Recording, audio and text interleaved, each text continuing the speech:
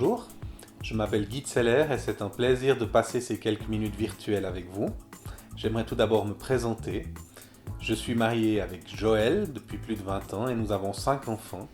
Noémie qui a 17 ans, Baptiste en a 15, Christopher 12, Maë 8 et Noam 5. Nous travaillons avec Jeunesse en Mission dans un département qui se spécialise au niveau des enfants, des jeunes et des familles et qui s'appelle les Fabricants de Joie.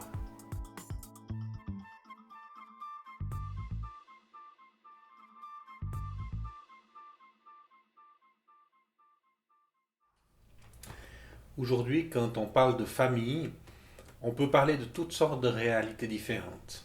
Il peut y avoir un papa, une maman avec des enfants, mais parfois on parle aussi de famille recomposée, on parle de famille monoparentale, on parle de famille concubine, et dans la société actuelle, on parle de famille homosexuelle. Jusqu'où est-ce qu'on va aller? Je ne sais pas. Est-ce qu'on a des limites à la définition de ce que c'est qu'une famille ou non? Toujours est-il qu'en tant qu'Église, il nous faut bien pouvoir accompagner chacun des types de familles qui sont là et pouvoir les aider à cheminer en direction de ce que Jésus a prévu pour eux. Je me souviens une fois, j'étais dans une église au sud de la France et je parlais de ce que Dieu voulait faire dans et au travers de nos familles et que nos familles pouvaient devenir nos premières églises. On commence à vivre notre foi de l'intérieur vers l'extérieur. Et j'ai cette femme qui a éclaté en sanglots en me disant « Mais c'est pas possible, vous comprenez pas ma situation, mon mari est pas croyant, et puis il nous permet pas de venir à l'église, je dois parler de Jésus en cachette à mes enfants, et puis des fois il menace de nous frapper. Pour moi, c'est pas la famille qui est ma première église, c'est bien l'église qui est ma première famille. » Je connais aussi la situation d'une amie. Quand elle s'est mariée, les deux avaient le projet de servir Dieu en couple et puis de partir en mission.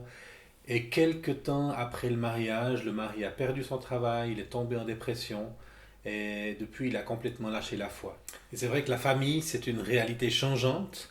Qui sait ce qui va en advenir demain de nos familles? Qui sait où seront nos enfants? Qui sait où seront nos conjoints? Et je crois que c'est important vraiment qu'on dépende de la grâce de Dieu avant tout et pas qu'on fasse des plans à long terme en imaginant de toute façon tout va bien se passer. Comment gérer quand les choses ne se passent pas comme on l'a voulu? Comment gérer quand notre conjoint n'est pas sur la même longueur d'onde que nous, par exemple? Tout d'abord, n'essayons pas de changer notre conjoint. Je crois qu'en se focalisant sur l'autre qui doit changer, on met une pression et ça amène plus de complications dans la communication et dans le mariage. Et l'autre a tendance à s'éloigner et à nous éviter pour éviter justement cette pression et ce poids qu'on met sur lui. Donc aimons inconditionnellement et prions. Et comptons sur le Seigneur et travaillons sur nous-mêmes d'abord. Je dirais, il peut y avoir des différences entre conjoints qui sont mineures. Les deux conjoints sont peut-être chrétiens, mais ils ont une approche différente de l'éducation à cause de leur propre vécu. Et là, c'est important de s'accorder. Jésus nous parle de la prière et il dit si deux d'entre vous s'accordent. Et il y a une puissance dans le fait de s'accorder. Et d'ailleurs, si dans le couple nous ne sommes pas accordés dans notre stratégie d'éducation, l'enfant va vite comprendre et il va pouvoir se faufiler pour finalement se retrouver gagnant dans la plupart des circonstances et c'est lui rendre un bien mauvais service pour son développement. Parfois la situation peut être bien plus difficile avec un des conjoints qui n'est pas du tout chrétien et qui ne veut pas du tout entrer en matière sur certaines discussions, impossible de prier ensemble, impossible de trouver un terrain d'entente sur tout ce qui touche à la foi.